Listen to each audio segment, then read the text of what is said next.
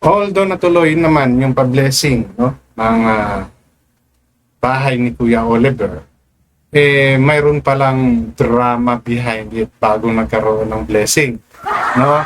And isa sa naging unang content ni Daddy Frankie prior to that blessing is yung hindi pagpirma ni Ansing doon sa kasunduan, no, about sa kung paano i-handle or paano ang gagawin dyan sa bahay ni Kuya Oliver.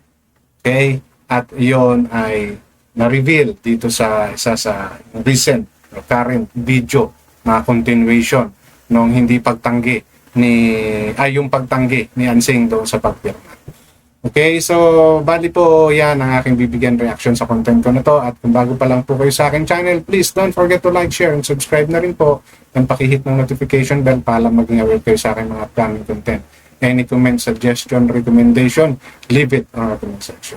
Issue lang po tayo, walang personalan. At lagi po kayo mag-fact check para hindi po kayo mapagsabihang fake news. Okay? So, yun na nga, no? Napanood tayong video na content ni Daddy Frankie na ayaw, no, ni Ansing pumirma doon sa kasunduan nila about sa bahay, mga pag-aari ni Kuya Oliver, no? At gusto niya mauna yung mga kapatid niya. And medyo bitin yun. Hindi natin alam. And most of us, may mga speculation na naman na talagang nanggugulang talaga to si Nanay Ansing. Ansing na naman. Nakakaisip na naman siya ng kung ano-anong irarason. Di ba? So, yun yung naisip natin. But, na-discuss naman doon sa unang episode na yon, doon sa part na kung saan ayaw pumirma ni Ansing is yung kasunduan. At malinaw sa kasunduan na yon na silang magkakapatid ay nag-a-agree, no, na hahayaan nilang tumira, manirahan, patayuan ng bahay si Ansing doon sa lupa na yon dahil lupa naman yon ng mga parents nila. Diba? So yun ang mahalagang malinaw doon, no, na silang lahat ay nag-a-agree. And hindi lang masyadong na-discuss doon, or maybe that's the part na sinasabi ni Daddy Frankie na hindi na nila i-discuss is what happen if ever, di ba? Halimbawa lang, nakunod na may mangyari kay Kuya Lord. Sino ang magmamayari ba? So maybe yun yung sinasabi ni Daddy Frankie na i-discuss na pa. Di-discuss pa nila, no? Pero ang malinaw is nandoon sa kasulatan na yon na pinapayagan nilang magkakapatid, no, na magtayo, tumira at gamitin Kuya Oliver yung mga kasangkapan at lahat ng bagay sa lupa. So yun yung isa sa important. Pero no, yung hindi natin inaasahan na kwento ni Nanay Ansing about sa pagpapalayas sa kanya ni Kuya JJ, no, sa bahay nila, parang ancestral house kasi nila pala yung tinitira ni Ansing, no? Yun pala yung reason, no? Kaya ayaw pumirma ni Ansing dahil may issue pa sila, at yun ay yung pagpapalayas kay Ansing sa ancestral house nila. Okay?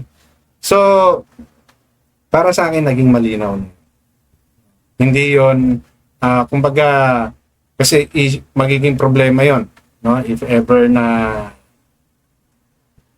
hindi haharapin ni Ansing, di ba? Kasi paano nga naman pag pinalayas, saan siya titira? Ang asawa niya walang tirahan. So maaaring gusto lang i-call ni Daddy Frankie yung atensyon, ay ni Ansing yung atensyon ni Daddy Frankie, kasi nga gusto siyang palayasin ni JJ. Okay, ang hindi lang marinaw, kasi alam ko dyan sa lugar na yan may iba pa silang mga kapatid. So I'm not sure kung ibang kapatid na hindi pa nakikita, no, kasi parang lumalabas si Kuya JJ lang yung nagpapalayas dun sa bahay, no, sa ancestral house niya, no, parang ganun yung lumalabas. And ang hindi lang malinaw ay hindi nagsalita, no, si Kuya JJ bakit niya ginagawa. Na kung tutuusin naman, bilang magkakapatid, although yung sinabi ni Daddy Frankie, totoo naman yan, for the sake of protection, no, na kapag kayo ay may mga mag-aasawa na and you want to do something sa bahay ng nanay ninyo o sa ancestral house ninyo, dapat pinag-uusapan ninyo magkakapatid, and as much as possible may kasulatan. No, so dito sa nangyari kay Anseng at kay JJ, ang hindi lang malinaw rito, ano yung nag-trigger kay JJ para palayasin? No? Sabi, nagagalit daw siya kay bayaw niya, no? Which is hindi naman malinaw. Kasi nga si JJ hindi nagsasalita. No? Or baka daw, pero paulit-ulit na sinasabi ni Daddy Frankie na baka nakainom. Eh, sabi naman ni Anseng hindi raw. Pero bakit ayaw humarap? Ayaw humarap sa camera ni JJ para malinawan tayo. Diba? Kasi ang iisipin na naman ng mga galit kay Anseng, gumagawa na naman ng kwento si Anseng. No, katulad sa nangyaring yun na hindi niya pagpirma. Para sa akin, kaya ayaw niyang pumirma, no, kasi mayroong ganong issue. No? Yun yung iniisip ko. Kasi ano pa ba yung magiging reason ni Anseng para hindi pumirma? Diba? Eh, nagkausap na sila before. Diba? So, for me, parang to call the attention of Daddy Frankie. Siguro ha, yun yung iniisip ko. Kasi malinaw na, kaya nga natuloy yung bahay dahil nagkasundo na sila. Okay na, planchado na. Even si Bayaw, planchado na yun, di ba? So, ano yung nag-trigger na naman kay Kuya JJ para magsalita ng ganun kay Nanay Anseng? Diba? So, medyo, ano yung itong magkapatid na to eh. Galit bati yung nangyari. So, ang kaigihan lang, no, natuloy pa rin naman yung blessing ng bahay ni Oliver.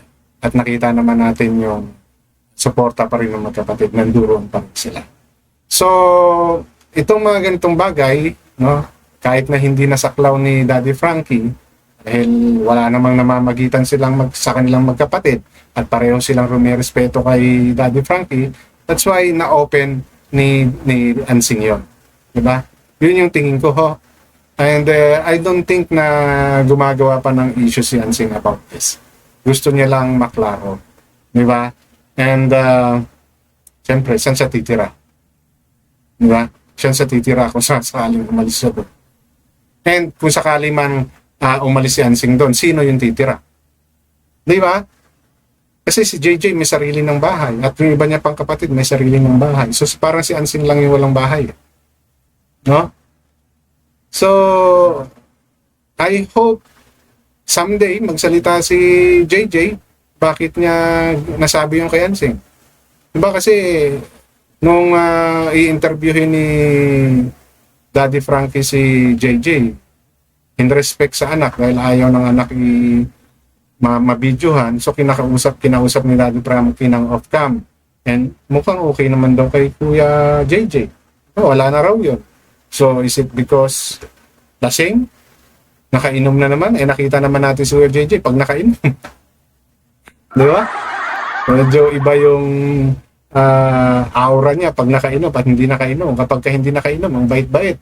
Pero pag nakainom, daming sinasabi. Di ba? So, hindi malinaw. No? Kung ano man yung issue ni Kuya JJ kay Nanay Anseng. And I hope, since natuloy yung blessing, na-resolve nila yung issue.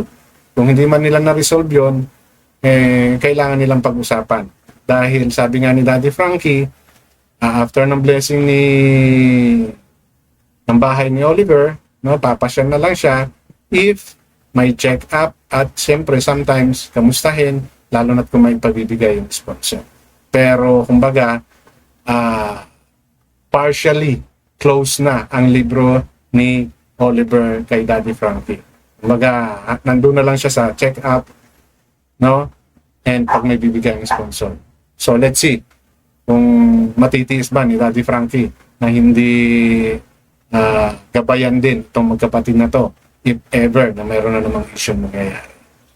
Okay, so yun lang po yung gusto kong share sa content ko na to, and lagi po kayo mag-fact check para hindi po kayo magpagsabihan fake news. Hanggang dito lamang, maraming salamat.